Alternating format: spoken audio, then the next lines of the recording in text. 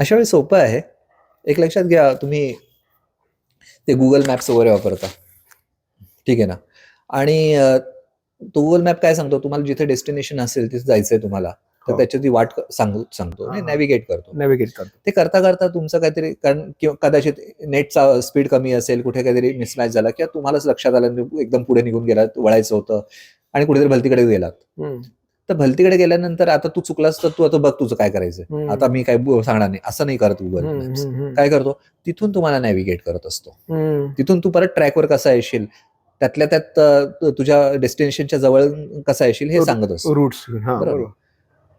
तर तुम्ही स्वास्थ्य जेव्हा तुमच्याकडे स्वस्थ आहात, तुम्ही निरोगी आहात जेव्हा, तेव्हा तुमच्या जाणीवाच तुम्हाला सांगत असतात. बरोबर. त्याचप्रमाणे जेव्हा तुम्हाला आजार असतो, म्हणजे कुठेतरी हे सगळं अजीर्ण झालेलं असतं, तेव्हा सुद्धा तीच यंत्रणा तुम्हाला परत ट्रॅकवर कसं यायचं हे सांगत असते. असा एकही रुग्ण तुम्हाला दिसणार नाही ज्याला कॅन्सर झालाय आणि असं त्रास होतोय आणि त्रास होतोय वगैरे, त्याला भूक व्यवस्थित लागतेय, त्याचं पोट चांगलं साफ होतंय, त्याला झोप चांगली लागते, त्याच्या ऍक्टिव्हिटीज मस्त चालल्या आहेत आणि कॅन्सरचा त्रास होतोय कुठला तरी, हं. असा तुम्हाला सापडायचा नाही. जाणीवा ज्या आहेत ते त्याच्या गडबडलेल्या आहेत. हं. मग पहिलं काम काय करायला पाहिजे, त्याच जाणीवा, ज्या जाणीवा तुम्हाला स्वास्थ्य टिकवण्यासाठी उपयुक्त आहेत, त्याच जाणीवा तुम्हाला तुमची विकृतीतून तुम्हाला परत स्वास्थ्याकडे कसं यायचं याचे संकेत देत राहतात. जाणीवा उगीच तयार होत नाहीत. जाणीवांना अतिशय आपण काय म्हणजे ना, दुर्लक्षित केलेली गोष्ट आहे. आणि जर काही तुम्हाला स्वस्थपणे जगायचं असेल, तर ही एकमेव गोष्ट आहे जी कधीही तुमच्याशी प्रतारणा तुमची करत नाही, कुठल्याही क्षणी मरेपर्यंत. आणि तुमच्याशी कधी खोटं बोलत नाही. तुमची बायको तुमच्याशी खोटं बोलेल, तुमचा नवरा तुमच्याशी खोटं बोलेल, तुमचे आई वडील तुमच्याशी खोटं, तुमची मुलं तुमच्याशी खोटं बोलतील, तुमचा शिक्षक तुमच्याशी खोटं बोलेल, तुमचं सरकार तुमच्याशी खोटं बोलेल, सगळे खोटं बोलू शकतील. पण जाणीव काहीही नाही. क्लिअरली हे असं आहे, असं आहे. जाणीवा सेन्सेसमुळे होत आहेत, लक्षात घ्या. आणि जाणीवा नेहमी वर्तमानातल्या असतात. विचार हे तुमच्या भूतकाळातले नाही तर भविष्य काळातले, मनाचा खेळ आहे सगळा. हो, हो, हो. पण वास्तववादी आहेत तर जाणीवा. या जाणीवांवर या. भूक नाही लागत आहे, नका खाऊ.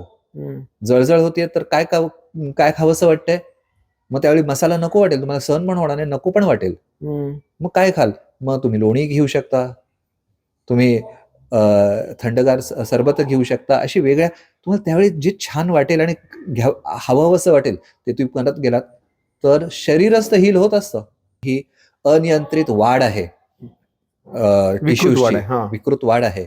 ही वाढ का होते, एकाचे अनेक होणे, संख्या वाढते, त्याची संख्या मल्टिप्लिकेशन होतं. संख्या वाढते म्हणजे काय, तर डिव्हिजन्स होतात, विभाग होतात. एकाचे दोन, दोनाचे तीन, 2000 पर्यंत 10 लाखो करोडो. हे जे तुकडा पाडण्याचं जे तत्व आहे, याला आपण म्हणतो हा तुकडा जो आहे तो तोड आहे. तोड आहे. याच्या विरोधात काय असतो, जोड असतो. ठीक आहे. जोडण्याचं काम स्नेहाने होतं, स्निग्ध गुणाने होतं. ठीक आहे. तोडण्याचं काम वृक्षतेने होतं. बघा, जसा उन्हाळा जात जातो तसा कोरडेपणा यायला लागतो. कोरडेपणा यायला लागला की मातीला भेगा पडायला लागतात, ते तुकडे पडायला लागतात.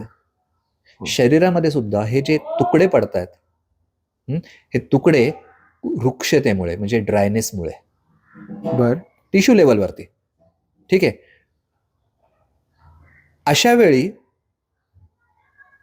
ते जे तुकडे पडतात ते एकाचे 2 झाले, 2चे 4 झाले, म्हणजे संख्या वाढली. या वृक्षतेला, ठीक आहे ना, वृक्षता म्हणजे ड्रायनेस हा जो गुण आहे, असे वेगळ्या गुणांचा एक समूह, त्या गुणांच्या समूहाला आम्ही आयुर्वेदामध्ये वात म्हणतो.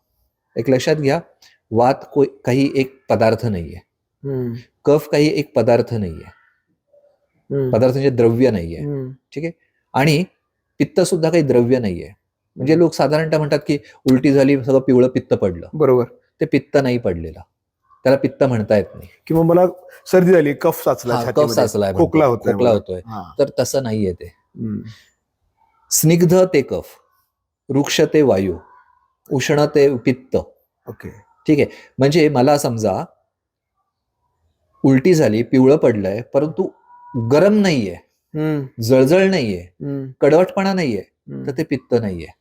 बरोबर. समजा फेसाळ पिवळं काहीतरी पडलंय, तर फेसाळ म्हणजे बुडबुडे आहेत, त्यात वायू आहे, त्यामध्ये वृक्षता आहे, स्निग्धता कमी आहे.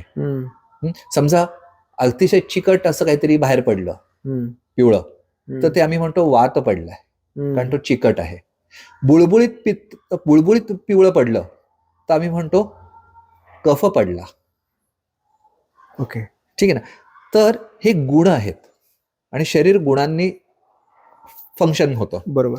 तर हे जे विभक्त होण्याची जी प्रक्रिया आहे ती वृक्षगुणामुळे होते. आता बहुतांशी लोकांमध्ये हे बघितलं जातं की ते हेल्दी फूडच्या नादात ते तेल कमी खातात, ते तूपही कमी खातात. हो हो, ठीक आहे. ते चरबी पण काढून टाकतात. म्हणजे जे मांसाहार करणारी मंडळी आहेत ते खटकाला सांगतात की ते चरबीचं बाजूला काढ, चरबीने कोलेस्टेरॉल वाढतं म्हणे. ठीक आहे ना. खरं तर कोलेस्टेरॉल हे अतिशय आवश्यक गोष्ट आहे. म्हणजे आपल्या शरीरामध्ये 90% कोलेस्टेरॉल आपल्या लिव्हरमध्ये तयार होतं. अच्छा. तुम्ही बाहेर काय कोलेस्टेरॉल आहे नाही याच्याशी घेणं नाही, म्हणजे थोडक्यात.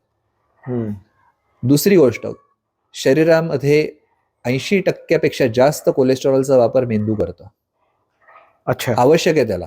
तुम्ही जर बुद्धिवादी असाल, विचारवंत असाल, विचार करत असाल, चिंता करत असाल, चिंतन करत असाल, तर तुम्हाला कोलेस्टेरॉल हे फ्युएल आहे, ते लागणार आहे. ते समजा कमी पडत असेल तर तिथे ड्रायनेस येणार आहे. गमत असे, कोलेस्टेरॉलचा प्रॉब्लेम नाहीये, ऑक्सिडेशन झालं कोलेस्टेरॉलचं. अच्छा. की कोलेस्टेरॉल चिकट होतं. ओके. हे बघा, ऑक्सिडेशन म्हणजे वृक्षता, परत तो वृक्षगुण म्हणजे ड्रायनेस. मग तुमच्या शरीरात तुम्ही खाण्यापिण्यामध्ये समजा लवचिकता तुमच्या शरीरात लवचिकता हवी असेल तर तुम्हाला तेल, तूप आणि चरबी खाल्लीच पाहिजे, त्याशिवाय गत्यंतर नाही. आपण हे सगळं हेल्दी फूड, हेल्दी नसतं, ऑइली कमी, लेस ऑइली इज हेल्दी, ही चुकीची डेफिनेशन आहे. आणि ती आपण आत्मसात करून सगळ्यांना, सगळे डॉक्टर्स सगळ्या पेशंट्सना हे कमी करा, ते कमी करा, फॅटी फॅटी फॅटी. त्याचे परिणाम होत आहेत की आत ल्युब्रिकेशन कमी म्हणजे ड्राय. तुमच्या गाड्यांमध्ये तुम्ही ऑइल टाकता, ऑइल कमी होता कामा नये बघता, आणि शरीरात ऑइल मात्र कमी करता, वृक्षता वाढवता. ज्या गाड्यांमध्ये ऑइल व्यवस्थित आहे त्याला कॅन्सर होत नाही. अच्छा. ही पण गाडी आहे, इथे ऑइल कमी, तेल कमी, तूप कमी.